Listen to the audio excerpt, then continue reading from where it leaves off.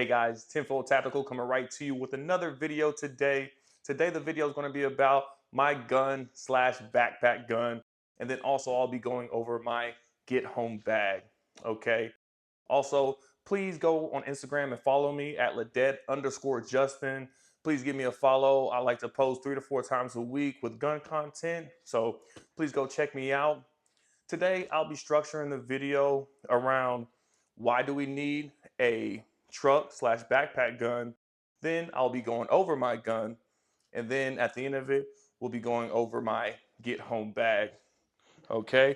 I don't know if y'all pay attention to the news lately, but I know that there's a lot of stuff going on with pistol braces.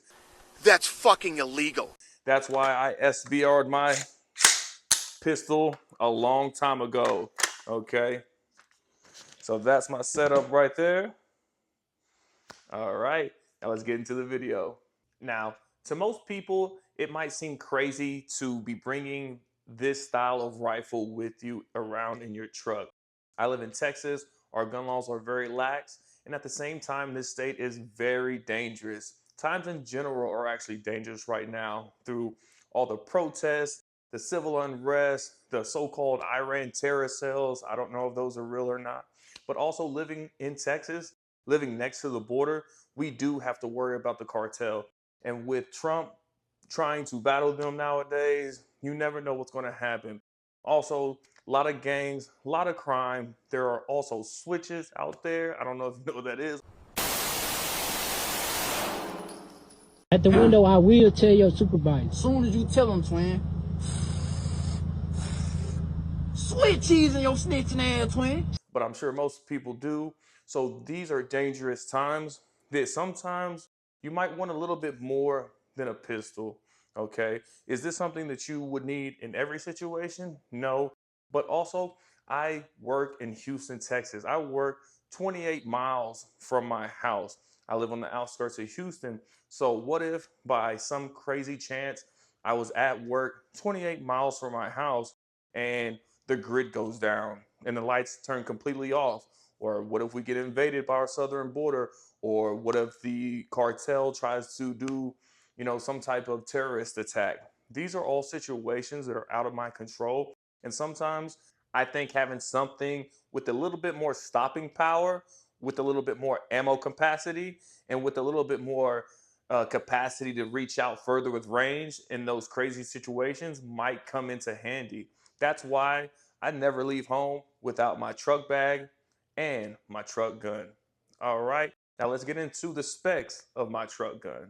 All right, once again, just for the sake of YouTube, all guns in this video are unloaded and we are safe. Okay, let's get into the breakdown of my rifle here. Now, I really wanted to start out with the main goal of this rifle, and that is cheap. You might be wondering, why do you want a cheap rifle? Because people will steal this. If this is in your truck, people will steal this. So I made it a big part of this build to really go as cheap as possible, but in the right places. Let's get into it. This is an Aero Precision upper with the 8-inch stainless steel barrel. Okay, I happened to get a really good deal on that at the time, so I said, heck, why not? Even with the 8-inch barrel, you have the stainless steel, so it gives you a little bit more accuracy with it. Okay, it has a Texas Shooter Supply lower. Shout out Texas Shooter Supply. It has the Holosun 510C. This is one of their older red dots before they came out with the AEMS system that they have now. But this is just as good. It's a little bit more robust, but it's just as strong and just as reliable as all of the rest of the Holosun optics.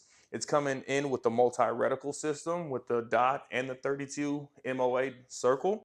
We also have the solar panel as well. Okay. Now moving back, I do have this Law Tactical folder that just kind of sets off the build itself because that allows me to fit it in the backpack itself. Okay. I will tell you that Law Tactical was a great company to work with. I actually bought this off of Optics Planet, but the first one that I got in the mail did not work properly. Called up Law Tactical, sent it in, and they sent me one right back in a couple of weeks, and it worked perfectly fine. It's been working ever since. So thank you, Law Tactical, for that. I also do have the backup iron sights or flip up sights.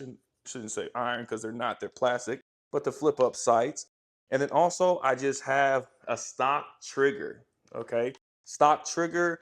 Like I said, I want to keep this build cheap, and I don't think it's really necessary to upgrade the trigger. Did upgrade the bolt carrier group to a tool coal nickel boron bolt carrier group, which works fantastic.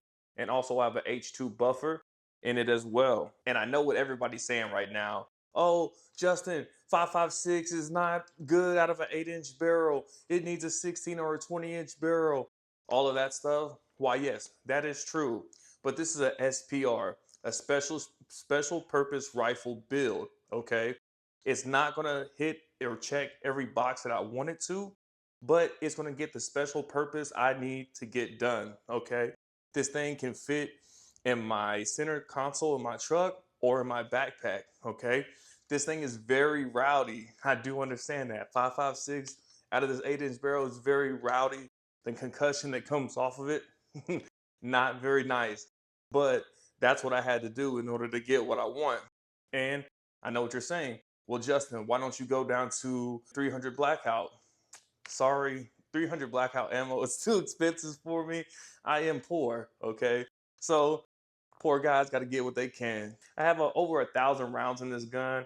No malfunctions at all. It's worked great. It's been a great gun so far, and that about wraps it up. Okay, let's get into my get home bag. All right, I'm actually really happy to be making this video today because it actually gave me a chance to go through my get home bag, which I made it a few years ago, and ever since I made it, I really hadn't gone through it to really recheck, because sometimes I take stuff out when I go camping and different things. So this was a great time to go through it. And there was a big thing that I was missing: water. Okay. I do want to start off by saying that I didn't have any water purification tablets in my get home bag, which I ordered those on Amazon, and also a water filter from Academy I need to get. So those are the two things that I don't even actually have in my get home bag. But thanks to this video, I just ordered them. So that'd be the first two things that I would say are good to have in your get home bag. And I'm gonna go through a couple of more items that I have right here on the table. We have toilet paper. Okay, this, even if you don't have a get home bag, you always need to have some extra toilet paper. You never know when that feeling comes. Okay. Also, you need gloves just in case. These are good also, even if you don't have a get home bag, in case you have a blowout, you need to change a tire, you break down on the side of the road, work on your car, whatnot. Okay. And like I said earlier, what happens if I'm at my job 28 miles away and the grid goes down? Because haven't they been hitting at that Black Swan event for a little bit now, the grid going down? So, of course, you need the emergency food. This is just regular emergency food. These are the bricks. They're the worst tasting, but they're going to last in your car. With this extreme Texas heat, these will still last in your car. Okay, that's why I have this style. Extra lighters, paracord just in case. Emergency blanket. Like I said, if the grid was to go down, 28-mile hike, that's a long, and that's if I did it straight through with no detours, no telling what would be going on in the city if that really happened. So I would have a 28-mile hike back to my house. I'm not going to make that one day.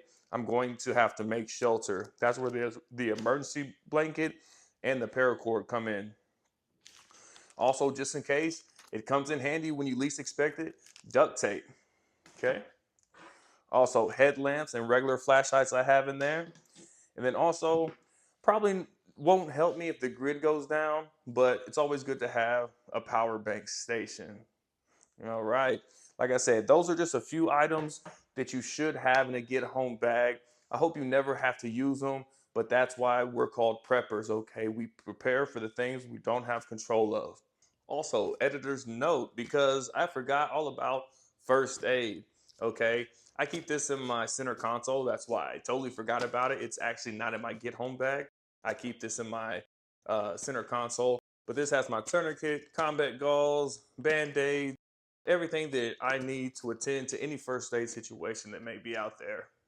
All right. I hope that was a great video for y'all. Like I said, please go follow me on Instagram, Ladette_Justin, for some good content on there. Hope you liked the video today. Please like, comment, and subscribe. Tune in for more.